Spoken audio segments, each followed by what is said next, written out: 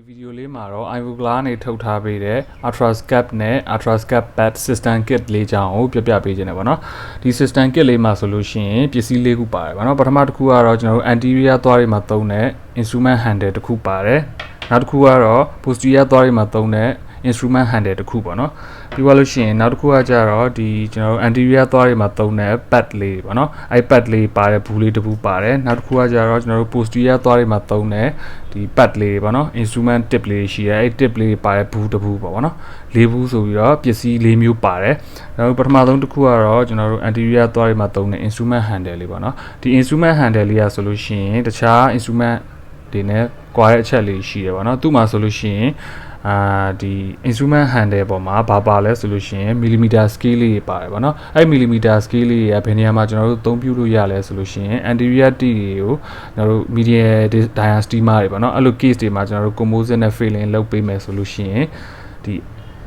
central incisor lateral incisor နဲ့ K9 သွားတွေရဲ့ average width ကိုကျွန်တော်တို့တိုင်းတာလို့ရအောင် scale လေးပါတယ်ပေါ့နော်ဒီ millimeter scale လေးတွေပါတယ်အလွယ်တကူကြည့်လို့ရအောင်သူတို့အနေနဲ့ handle မှာတစ်ခါလေးထည့်ထားပေးတာပေါ့နော်အဲ့လိုမျိုး millimeter scale လေးတွေပါတယ်ပေါ့နော်ဒီဟာလေးကတော့နောက်တစ်ခုပစ္စည်းတစ်ခုကတော့ကျွန်တော်တို့ posterior သွားတွေမှာသုံးတဲ့ instrument handle လေးပေါ့နော်သူ့မှာဆိုလို့ရှိရင်ကျွန်တော်တို့အသုံးပြုရတာလွယ်လွယ်ကူကူအသုံးပြုနိုင်အောင်လို့ instrument tip လေးကိုတက်တဲ့ဒီ tip လေးကိုတက်တဲ့ဒီ handle လေးနှစ်ခုပါတယ်ပေါ့နော်ဒီဘက်ဘယ်ဘက်မှာတစ်ခုညာဘက်မှာတစ်ခုဆိုပြီးတော့နှစ်ခုပါတယ်ပေါ့နော်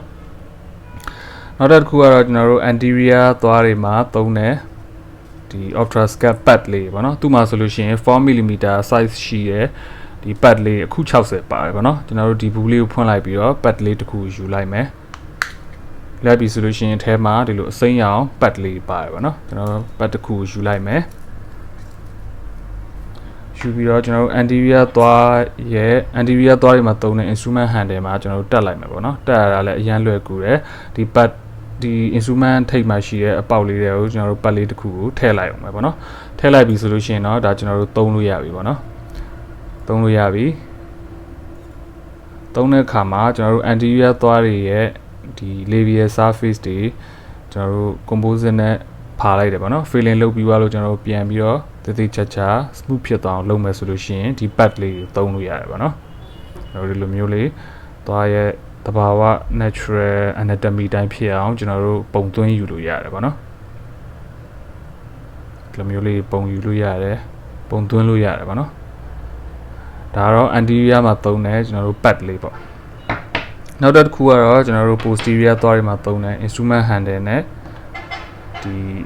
pad လေးပေါ့နော်သူရဲ့ tip လေးသူ့မှာဆိုလို့ရှိရင် ball tip ကအခု20ပါတယ်chisel tip ကအခု20ပြီးသွားလို့ရှိရင် pointed tip ကလည်းအခု20ပါတယ်ပေါ့နော်ဘူးဖွင့်ကြည့်လိုက်မယ်ဆိုလို့ရှိရင်လည်းအရောင်လေးနဲ့ခွဲခြားထားပေးတယ်ပေါ့နော်အမဲရောင်ကတော့ ball tip အပြာရောင်ကတော့ကျွန်တော်တို့ chisel ပေါ့နော်ခရမ်းရောင်ကတော့ဒီ pointed tip လေးတွေပေါ့နော်အဲ့လိုသုံးခုပါတယ်နောက်တက်တဲ့အခါမှာဆိုလို့ရှိရင်လည်းဒီ instrument လေးကိုကျွန်တော်တို့ဒီလိုမျိုးထည့်ပြီးတော့ယူလိုက်အောင်ပဲပေါ့နော်အဲ့ဒါဆိုလို့ရှိရင်တော့ကျွန်တော်တို့ tip လေးတွေကိုတက်ပြီးသွားပြီပေါ့ဒါလေးကတော့ ball tip လေးပေါ့နော်ဒီ ball tip လေးอ่ะဆိုလို့ရှိရင်ကျွန်တော်တို့ဒီလိုမျိုးအသုံးပြုရတဲ့လွယ်ကူတယ်ဒီ posterior သွားတွေရဲ့ကျွန်တော်တို့ occlusal surface တွေမှာဆိုလို့ရှိရင်တိတိကျကျပုံသွင်းနိုင်မှုအတွက်ဖြစ်တယ်ပေါ့နော်occlusal surface ရဲ့သဘာဝအတိုင်းသဘာဝ natural anatomy တိုင်းကိုကျွန်တော်တို့တိတိကျကျပုံသွင်းလို့ရတယ်ပေါ့နော်ဒါတော့ ball tip လေးပေါ့နောက်တစ်ခုကတော့ကျွန်တော်တို့ chisel tip လေးပေါ့နော် chisel tip လေးကတော့ပုံထဲမှာဒီဘူးထဲမှာကြည့်လိုက်မယ်ဆိုလို့ရှိရင်အပြာရောင်လေးရှိတယ်ပေါ့နော်ကျွန်တော် chisel tip လေးတစ်ခုယူလိုက်မယ်သူရဲ့ chisel tip လေးကတော့လိုပဲယူရတာလည်းလွယ်တယ်ပေါ့နော်ကျွန်တော်တို့အသုံးပြုတဲ့အခါမှာတစ်ဖက်က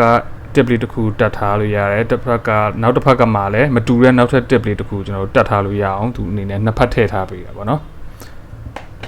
ဒါလေးကတော့ chisel tip လေးဖြစ်ပါတယ်သူရဲ့ထိပ်ကမြင်ရတဲ့အတိုင်း chisel ပုံလေးရှိတယ်ပေါ့နော် chisel ပုံလေးရှိတယ်အဲအကြောင်းမလို့ကျွန်တော်တို့ occlusal surface တွေအားဆိုလို့ရှိရင် anatomy တိုင်းကျွန်တော်တို့သေချာချာ curve လုပ်လို့ရမယ်နော် curving ပုံသွင်းလို့ရမယ်ပေါ့အဲပုံသွင်းမယ်ဒါလေးကတော့ chisel tip လေးဖြစ်တယ်ပေါ့နော်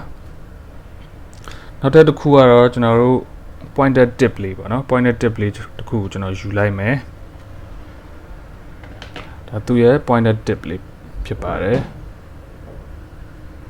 ဒီ pointer tip လေးရဆိုလို့ရှိရင်ကျွန်တော်တို့ bit and fisher လေးကိုပေါ်တဲ့အခါမှာရန်သုံးဝင်တယ်ပေါ့နော်ဒီ composite တွေရဆိုလို့ရှိရင်ကျွန်တော်တို့ဒီ pad လေးတွေဒီ instrument tip လေးတွေကိုလုံးဝပြန်မကပ်ပဲနဲ့ကျွန်တော်တို့သိသိချာချာ carbon ပေါ်လို့ရမယ်ပေါ့နော်ဒီ instrument tip လေးရဲ့အဓိကအားသာချက်ကတော့ composite ကလုံးဝပြန်ပြီးမကတ်တာပေါ့နော်အားကြောင့်မလို့ကျွန်တော်တို့လိုချင်တဲ့အတိုင်းပုံသွင်းလို့ရနိုင်တာပေါ့ပြီးတော့နောက်ဒီညမှာနောက်တစ်ခုကျွန်တော်ပြောချင်တာကကြတော့ကျွန်တော်တို့ဒီ instrument လေးရာဆိုလို့ရှိရင် patient တယောက်မှာသုံးပြီးသွားရင်ကျွန်တော်တို့ autoclave ပြန်လုပ်ပေးရတယ်ဒီ tip လေးတွေကကြတော့ single use တွေပဲပေါ့နော်ဒီ instrument handle လေးတွေကကြတော့ autoclave ပြန်လုပ်ပေးရတယ်အဲ့လို autoclave လုပ်ပေးရတဲ့အခါမှာကြာချိန်လေးတစ်ခုရှိရပါတော့15မိနစ်ဖြစ်စေနာရီဝက်ဖြစ်စေ45မိနစ်ဖြစ်စေအဲ့လိုကြာချိန်လေးရှိရအဲ့လိုကြာ instrument တွေ autoclave လုပ်ထားတဲ့အခါမှာနောက် patient တယောက်လာတဲ့အခါမှာဒီ300 instrument မရှိဘူးဖြစ်တာပေါ့နော်အဲအားကြောင့်မလို့ကျွန်တော်တို့ဒီ system kit လေးနှစ်ခုဝယ်ထားမယ်ဆိုလို့ရှိရင်တော့ဒီ patient ကိုစောင့်ခိုင်းစရာမလိုတော့ဘူး autoclave လုပ်တဲ့အချိန်ကြာချိန်ကိုလည်းစောင့်စရာမလိုတော့ဘဲနဲ့အစင်သင်းထပ်ပြီးတော့သုံးလို့ရတာပေါ့နော်ကျေးဇူးတင်ပါတယ်ခင်ဗျ